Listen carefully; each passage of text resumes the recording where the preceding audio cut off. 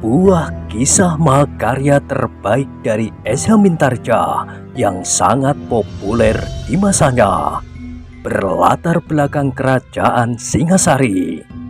Dengan bangga kami persembahkan kepada sahabat Permata TV tercinta semuanya, dengan judul Kisah Pelangi di Langit Singasari.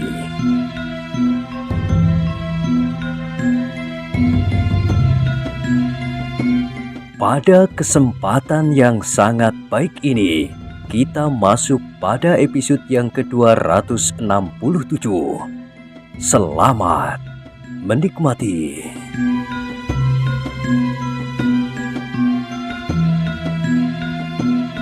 Pada episode sebelumnya telah diceritakan, sesaat Ken Arok berdiri diam, dipandanginya wajah Panji Bawu yang seolah-olah sedang terbakar. Matanya menyorotkan kebencian tiada taranya, serasa api yang menjilat jantungnya. "Kuncang, minggir!" Nada suara Panji Bawu merendah. "Aku hampir menyelesaikannya, Kakang," sahut Kuncang.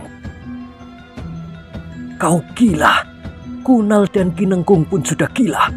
Kalian membuat keluarga kami malu. Apakah kau tidak sadar bahwa Ken Arok hanya sekedar mempermainkan kalian?" Panji Kuncang mengerutkan keningnya. Di sela-sela nafasnya yang memburu, ia menjawab, "Ken Arok hampir mati kehabisan napas." "Kau yang gila. Kaulah yang akan mati kehabisan nafas. Kau tidak sadar bahwa Ken Arok sengaja memancingmu untuk berkelahi terus dan membiarkan kau terkapar karena pokalmu sendiri. Apakah kau sangka bahwa Ken Arok telah benar-benar kehabisan nafas? Ia sudah tidak mampu lagi mengayunkan pedangnya. Anak gila, kau adalah anak yang paling bodoh di dunia." Panji Kuncang masih akan menjawab, tetapi tiba-tiba Panji Bawu itu meloncat dengan derasnya sambil mengayunkan parangnya, menyambar leher Ken Arok yang berdiri termangu-mangu. Ken Arok terkejut melihat serangan yang tiba-tiba itu. Mata parang Panji Bawu meluncur seperti kuku-kuku harimau yang terbang untuk menerkamnya. Tetapi Ken Arok mempunyai tanggapan naluriah yang terlampau tajam menghadapi suatu keadaan yang tiba-tiba.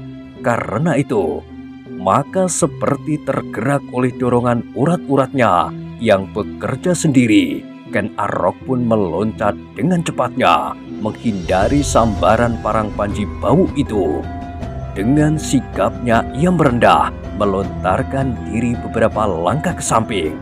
Namun agaknya Panji Bawu tidak berhenti. Begitu kakinya berjejak di atas tanah, maka segera tubuhnya terlempar kembali memburu lawannya dengan parang berputar seperti baling-baling.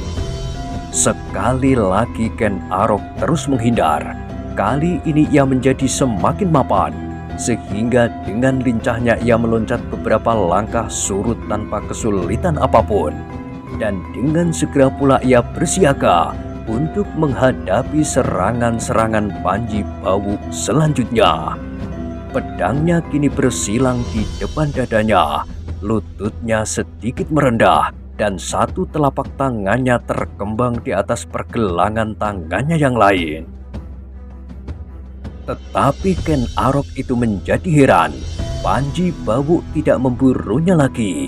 Kini ia berdiri tegak sambil menyeringai.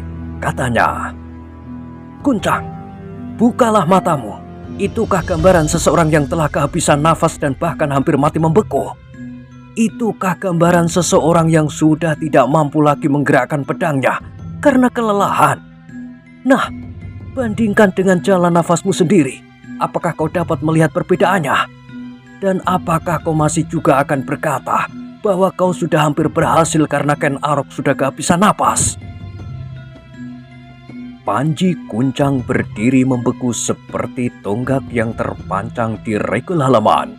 Kini ia baru menyadari kebenaran kata-kata kakaknya. bahwa sebenarnya Ken Arok sama sekali belum kehabisan nafas seperti yang diduganya. Tiba-tiba terasa tengkuk Panji Kuncang itu meremang di samping keheranan yang menjalari hatinya. Kenapa Ken Arok berbuat demikian? Kenapa ia berpura-pura kehabisan tenaga dan tidak membunuhnya? Ketika ia jatuh berlutut dan dengan susah payah berdiri bertelekan senjatanya, adalah merupakan kesempatan yang sebaik-baiknya bagi Ken Arok untuk membunuhnya. Kalau Ken Arok itu meloncat dan mengayunkan pedangnya, maka ia pasti tidak akan mendapat kesempatan untuk berbuat apapun juga. Pedang itu pasti akan menebas lehernya atau menghunjam di punggungnya. Tetapi Ken Arok tidak berbuat demikian. Anak itu harus memperhitungkan kehadiran Kakang Panji Bawuk. Kuncang mencoba mencari jawab. Seandainya ia ingin berbuat demikian, ingin membunuhku, maka Kakang Panji Bawuk yang membunuh itu pasti mampu mencegahnya. Panji Kuncang kini mengangguk-angguk, tetapi pertanyaan itu timbul pula. Tetapi kenapa ia tidak mencobanya? Bahkan berpura-pura kelelahan juga. Terasa benturan-benturan perasaan bergejolak di dalam dada Panji Kuncang, tetapi ia mencoba menemukan jawabnya pada keterangan kakaknya. Ken Arok dengan sengaja telah menghina keluarga kami. Ia ingin melihat aku jatuh karena pokalku sendiri, dan penghinaan yang demikian benar-benar tidak dapat dimaafkan. Kini Kuncang menggertakkan giginya, tetapi ia terbungkam ketika ia mendengar kakaknya bertanya, "Kau mau apa lagi, heh?" Panji Kuncang menelan ludahnya. Titik-titik keringat kini mengembun di atas keningnya, menetes satu-satu di tubuhnya yang telah basah.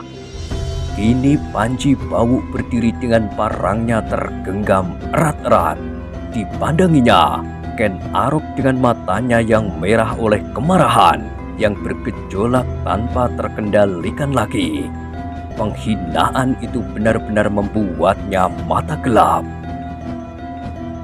"Sudahlah, sudahlah!" Suara Bangu Samparan Sendat. "Hajar anak gila itu!" teriak istri mudanya. "Sudahlah!" berkata Bangu Samparan pula. "Ia menghina keluarga kami, ayah," jawab Panji Bawuk. "Ia menganggap bahwa kami tidak cukup bernilai untuk bertempur beradu dada. Ia menganggap Kuncang seperti anak-anak yang merengek-rengek berebut mainan. Dan Ken Arok sebagai saudara tua merasa wajib untuk mengalah. Tetapi bukankah itu suatu penghinaan? Apakah disangkanya kita tidak berani menitikkan darah?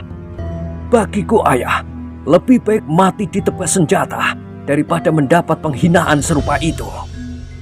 Tetapi tidak baik kalian semakin jauh tenggelam dalam pertengkaran yang tidak berujung pangkal. Aku akan membunuhnya. Kalau yang kau maksud berpangkal pada perhiasan-perhiasan itu, baiklah, aku memberi penjelasan. Perhiasan itu sama sekali tidak ada padaku." Panji Bawuk mengerutkan keningnya. Dipandanginya wajah ayahnya sejenak. Kemudian wajah Ken Arok, ibunya dan setiap wajah di halaman itu. Namun kemudian ia menggeram. "Aku tidak percaya. Aku berkata sebenarnya orang yang membawa permata itu berhasil melarikan dirinya. Kami sudah berusaha, tetapi kami tidak berhasil." Sekali lagi Panji Bawuk terdiam. Sekali lagi ditatapnya wajah ayahnya dengan pandangan yang aneh. "Kau menipu kami!" teriak istri mudanya. "Kau pasti membawa perhiasan itu. Nah, kalau kau ingkar, maka apakah perhiasan itu sudah kau janjikan akan kau berikan kepada Ken Arok?" Oh, kau mengikau lagi. Bangu Samparan mencoba mengelak. Kalau aku ingin memberikan kepadanya, kenapa aku membawanya kemari? Aku sudah dapat membayangkan kalau permata itu ada padaku dan Ken Arok datang ke rumah ini, maka yang akan terjadi adalah seperti ini. Tetapi permata itu tidak ada padaku. Sejenak mereka terbungkam. Sorot-sorot mata mereka membayangkan perasaan yang tidak dapat ditebak. Ken Arok yang berdiri tegak di tempatnya merasakan seolah-olah dadanya telah diguncang-guncang oleh berbagai macam perasaan. Ia mengumpat pula di dalam hatinya mendengar kata-kata Bangu Samparan yang mengingkari permata yang dibawanya. Kalau maksudnya untuk mencegah perkelahian dan pertumpahan darah, Ken Arok menunduk hormat kepadanya. Tetapi menilik sikap dan keadaan rumah itu, maka Bangu Samparan memang akan ingkar. Ia akan menyembunyikan permata itu dan tidak memperlihatkan kepada anak-anaknya. Tiba-tiba mereka yang sedang termenung itu dikejutkan oleh suara Panji Bawu. Persetan dengan permata itu, Ken Arok sudah menghina kami. Ia harus mati. Sama sekali, ia tidak bermaksud menghina, bantah Bangu Samparan. Diam kau, bentak istri mudanya. Kemudian kepada Panji Bawu ia berkata, lakukanlah. Biarlah aku yang mengurus tentang permata itu. Aku yakin bahwa permata itu masih ada padanya. Sebaiknya Ken Arok meninggalkan tempat ini. Terdengar suara yang lain dari sudut rumah. Suara istri tua Bangu Samparan. Persetan! Istri mudanya lah yang menyahut. Kita tidak akan kehilangan apapun kalau anak itu mati. Kita akan menjadi puas dan seterusnya kita tidak akan selalu dibayanginya. Kalau kita menunda-nunda persoalan tanpa membuat penyelesaian, maka kita akan selalu dihantui oleh persoalan itu sepanjang hidup kita. Siapa tahu, karena Ken Arok menjadi sakit hati, ia akan membawa kawan-kawannya prajurit-prajurit Tumapel datang ke tempat ini. Siapa tahu, ia melaporkan kepada tuannya, Aku Wu Tunggul Ametung. Oh, jangan sampai Aku itu datang kemari. Ia akan melihat anak gadis kita. Ia pasti akan menculiknya, seperti ia menculik anak Panawijen itu. Suatu desir yang tajam tergores di hati Ken Arok. Betapa istri Bangu Samparan itu tidak tahu diri. Adalah mustahil Aku akan melakukannya atas gadis kecil, anak Bangu Samparan yang sampai saat itu masih belum dilihatnya di halaman yang kotor itu. Meskipun seluruh keluarganya yang lain telah lengkap dan sedang mempersoalkannya, tetapi yang penting bagi Ken Arok ini adalah mempersiapkan dirinya untuk menghadapi Panji Bawu. Berbeda dengan adik-adiknya, maka agaknya Panji Bawu benar-benar mempunyai bekal yang cukup untuk menengadahkan dadanya.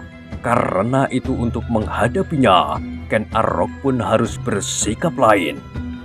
Namun dalam pada itu dengan cemas Bangu Samparan berkata, Panji Bawu, apakah keuntunganmu dengan membunuh anak itu? Kalau kau memang tidak dapat menerimanya di rumah ini, meskipun hanya singgah sebentar, biarlah ia pergi. Tetapi jangan kau perlakukan ia seperti kau memperlakukan orang-orang lain yang menyakiti hatimu. Panji Bawu menggeram. Katanya, ia telah menghina kami. Kalau sejak ia menginjakkan kakinya di halaman ini, ia menurut perintah Kuncang untuk pergi, maka ia tidak akan menyesal seperti sekarang. Tetapi kini sudah terlambat. Tetapi ia belum mendapat apa-apa. membantah Bangu Samparan yang menjadi semakin cemas. Biarlah ia pergi. Aku tahu Panji Bawu bahwa kau mempunyai kekuatan yang luar biasa. Kau sanggup merobohkan pohon kemiri itu dengan sekali ayunan parangmu. Tidak ada jalan untuk keluar dari halaman ini. Aku minta untuknya. Akulah yang membawanya kemari. Dan akulah yang minta supaya ia dapat meninggalkan tempat ini. Apabila lain kali kau bertemu dengannya, maka terserahlah kepadamu apa yang akan kau lakukan. Aku tidak mau kehilangan kesempatan. Aku akan melakukannya kali ini. Bangu Samparan masih akan menjawab lagi, tetapi sekali lagi ia ditarik oleh istri mudanya dan menyeretnya masuk ke dalam rumah. Ayo, masuk saja kau, bentak istrinya itu. Tetapi aku harus mencegah perkelahian itu, teriak Bangu Samparan. Kalau kau masih membantah juga, aku panggil Panji Bawu atau Kuncang atau yang lain untuk membungkam mulutmu. Bangu Samparan terdiam. Meskipun demikian ia masih juga berusaha menjengukkan kepalanya di pintu rumahnya. Karena istri mudanya sendiri juga ingin melihat apa yang akan terjadi. Maka dibiarkannya saja Bangu Samparan berdiri sambil mengulurkan kepalanya. Kini Kuncang, Kunal dan Kinengkung telah menepi. Yang berdiri berhadapan adalah Panji Bawu dan Ken Arok itu, masing-masing dengan senjata di tangan. Sejenak mereka berdiri tegak dengan mulut terkatup rapat. Betapa kemarahan telah menjalari segenap urat darah Panji Bawu. Ketika ia setapak maju, maka Ken Arok pun surut selangkah. Tetapi Panji Bawu mendesaknya terus. Matanya yang menyala menjadi semakin merah, seakan-akan basah oleh darahnya yang menggelegak. Kau tidak dapat lari, anak malang. Terdengar suara Panji Bawu dalam nada yang datar. Dada Ken Arok berdesir melihat sikap dan pandangan mata Panji Bawu yang semakin lama menjadi semakin liar, sehingga ia bergumam di dalam hatinya. Semoga aku tidak kehilangan akal. Kalau aku terpaksa melakukannya, maka hal itu hanya terjadi karena aku tidak mempunyai jalan lain, atau aku sendirilah yang akan binasa. Katakanlah kalau kau mempunyai pesan. Panji Bawu menggeram pula. Sebentar lagi kau akan mati. Aku dapat membunuhmu dengan ayunan parangku yang pertama, seperti aku mampu menebang pohon itu. Tetapi itu terlampau baik untukmu. Kau harus merasakannya, betapa kau menyesali kesombonganmu. Ken Arok tidak menjawab. Sekilas ia melihat wajah-wajah yang tegang di sekitarnya. Kalau ia memandang ke pintu rumah Bangu Samparan, dilihatnya orang itu menjenggukkan kepalanya dengan penuh kecemasan. Sedang istrinya berdiri dengan tegangnya berpegangan uger-uger pintu. Di samping rumah itu, di balik serumpun dedaunan, istri tua Bangu Samparan berdiri bersandar dinding sambil menahan nafasnya yang tersengal-sengal. Aku akan segera mulai, geram Panji Bawu. Matanya menjadi semakin merah dan bahkan kini parangnya menjadi gemetar. Ken Arok pun telah mempersiapkan dirinya sepenuhnya. Meskipun ia belum membenturkan senjatanya, tetapi ia telah mendapat penilaian betapa kuatnya tangan Panji Bawu yang dengan sekali ayunan parangnya mampu merobohkan sebatang pohon kemiri. Selangkah demi selangkah, Panji Bawu mendekati lawannya dengan pandangan matanya yang memancarkan kebencian. Kini parangnya telah bergerak-gerak dan sejenak kemudian ia tegak sambil berkata,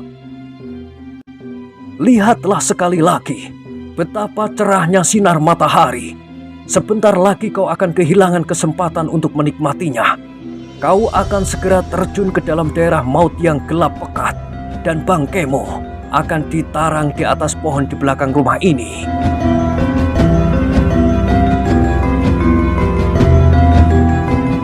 Ken Arok masih tetap berdiam diri, tetapi ia sudah tidak lagi melangkah surut. Kini jarak mereka tinggal tidak lebih dari 3 langkah. Panji Bawu memandangi parangnya sejenak, kemudian merendahkan lututnya sambil berkata, "Jangan mimpi, hadapi hari matimu dengan jantan." Ken Arok sama sekali tidak menjawab, tetapi ia menyadari keadaannya sepenuhnya karena ia tidak ingin berkelahi seperti orang-orang yang kehilangan akal. Maka ia harus berbuat dengan tepat.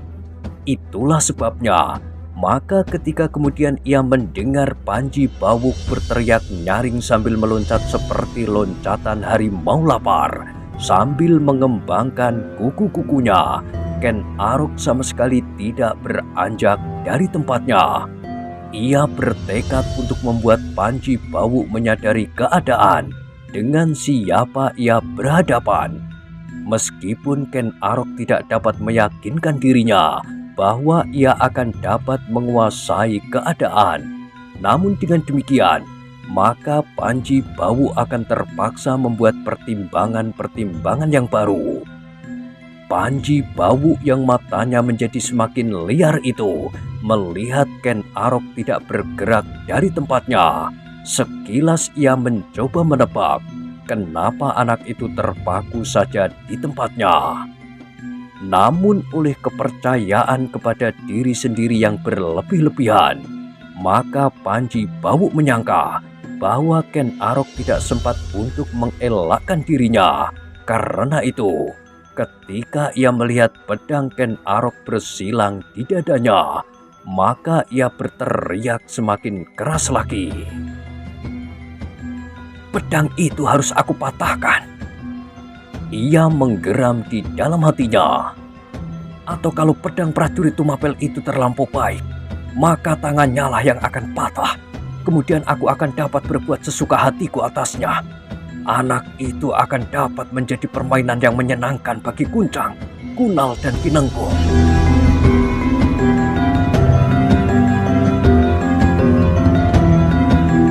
Sebenarnya lah bahwa Ken Arok memang tidak menghindari serangan itu.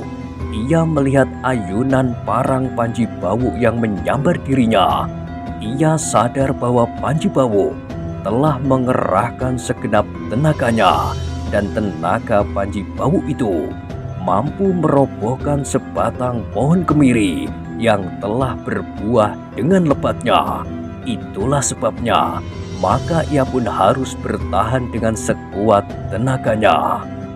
Sejenak kemudian, ketika parang Panji Bawu terayun ke leher Ken Arok itu, maka Ken Arok segera mengayunkan pedangnya pula, menyambar ayunan parang Panji Bawu.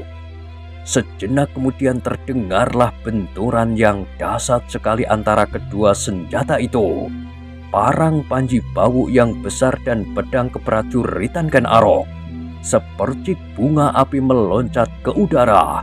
Namun bukan saja bunga api yang berloncatan, tetapi ternyata bahwa parang Panji Bawu pun terloncat dari tangannya. Terasa seolah-olah tangannya yang menggenggam hulu pedangnya tersengat bara, kemudian menjalar sepanjang urat darahnya, membakar jantungnya. Ken Arok pun merasa tangannya bergetar, tetapi kekuatannya yang ajaib mampu menahan benturan itu tanpa akibat apapun. Namun dengan sepenuh kesadaran, ia pun melepaskan pedangnya, sehingga pedangnya itu pun terloncat beberapa langkah daripadanya. Mereka yang menyaksikan benturan itu merasakan seolah-olah dadanya ikut bergetar pula. Kedua senjata yang terloncat dari tangan kedua orang yang berkelahi itu membuat mereka terpaku dengan tegangnya. apalagi Panji Bau sendiri yang sama sekali tidak menduga bahwa justru parangnya pun terloncat dari tangannya pula. Ia tidak menyangka bahwa sebenarnya di dalam tubuh Ken Arok itu pun tersimpan kekuatan yang tiada taranya, apalagi sengatan kesakitan yang membakar telapak tangannya dan seakan-akan telah menjalari seluruh tubuhnya. Anak setan! Ia menggeram dan di dalam hatinya ia berkata, "Aku terlampau memandangnya rendah sehingga aku kurang mantap menggenggam parangku." Kemudian dengan sigapnya Panji Bau meloncat memungut parangnya, sementara Ken Arok pun telah mengambil pedangnya pula.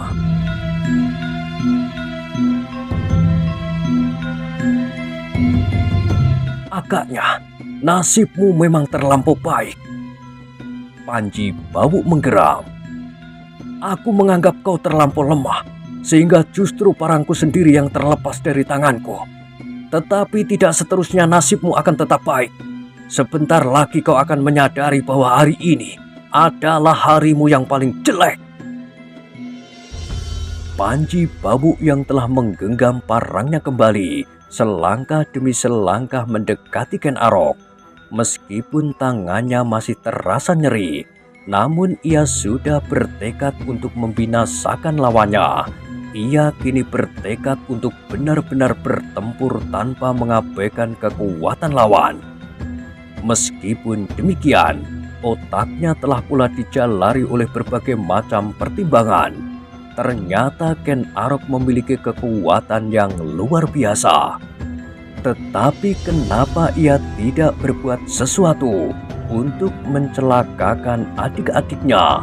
Kenapa ia sama sekali tidak melukai Kunal atau melumpuhkan Kinengkung dan bahkan Panji Kuncang? Pertanyaan itu betapapun lirihnya di dalam hatinya, namun terasa mulai mengganggunya. Panji Bau adalah seorang yang kasar, hampir sekasar ayahnya. Ia berjudi dan berkelahi dimanapun, apalagi karena ia terlampau mempercayakan diri kepada kekuatannya yang memang melampaui kekuatan orang-orang kebiasaan. Namun menghadapi sikap Ken Arok yang aneh itu, ia sama sekali tidak dapat mengerti. Ia tidak pernah bertempur melawan seseorang yang menumbuhkan teka-teki dan membuat kepalanya menjadi pening seperti saat ini. Lawannya itu mampu membunuh adik-adiknya kalau ia mau. Tetapi kenapa tidak? Sementara itu, Panji Bau kini telah berdiri berhadapan dengan Ken Arok. Keduanya telah menggenggam senjatanya kembali dan keduanya pun telah siap untuk menghadapi setiap kemungkinan. Tetapi Panji Bau masih saja diganggu oleh teka-teki di dalam benaknya. Namun tiba-tiba anak muda itu menggeram sambil berkata, "Persetan, apa saja yang kulakukan, kau harus mati hari ini." Ken Arok mengerutkan keningnya, disilangkannya pedangnya di muka dadanya, seperti ketika ia siap melawan ayunan parang Panji Bau.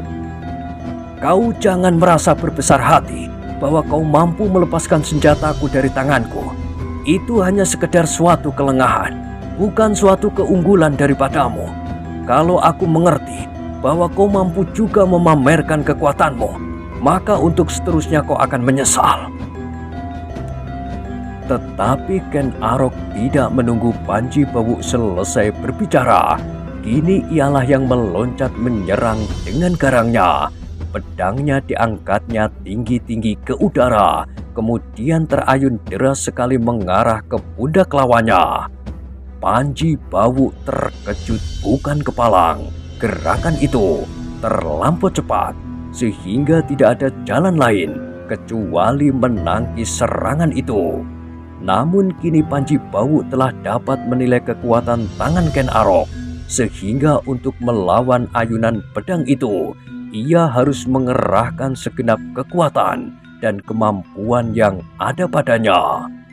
Kali ini Ken Arok tidak ingin memberi gambaran yang salah lagi buat Panji Bawu.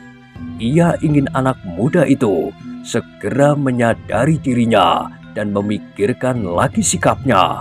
Karena itu, maka Ken Arok ingin untuk sekali lagi melepaskan senjata Panji Bawu dari tangannya tanpa melepaskan senjatanya sendiri. Sekejap kemudian, maka sekali lagi terjadi benturan yang dahsyat antara pedang Ken Arok dan parang Panji Bawu. Sekali lagi, bunga api memercik ke udara dari titik benturan dari kedua senjata itu.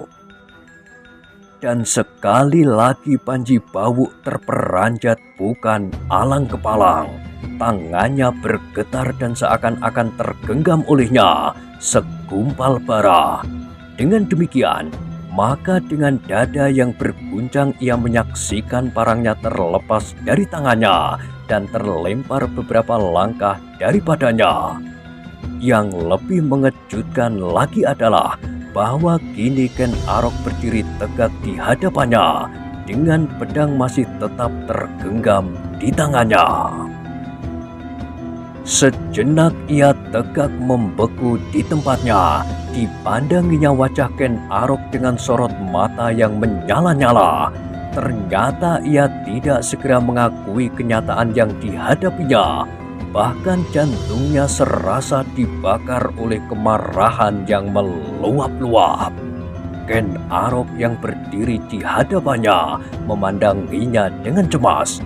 Ia mengharap Panji Bawu mengerti tentang dirinya, tentang orang yang dihadapinya dan segera merubah sikapnya.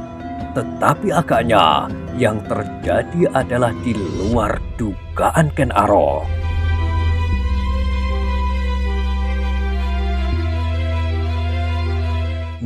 Nah, bagaimanakah kisah selanjutnya? Silahkan ikuti terus kisah Pelangi di Langit Singasari pada episode berikutnya.